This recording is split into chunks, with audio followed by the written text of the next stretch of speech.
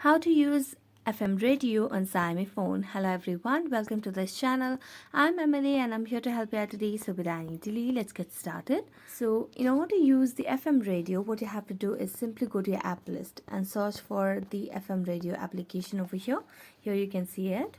So tap on FM radio and the home page will look something like this. So you just have a tap on this power button over here. So tap on power button and here it says that you have to use your earphones or plug them in order to listen to local radio, or tap below to listen online to online radio without the earphones.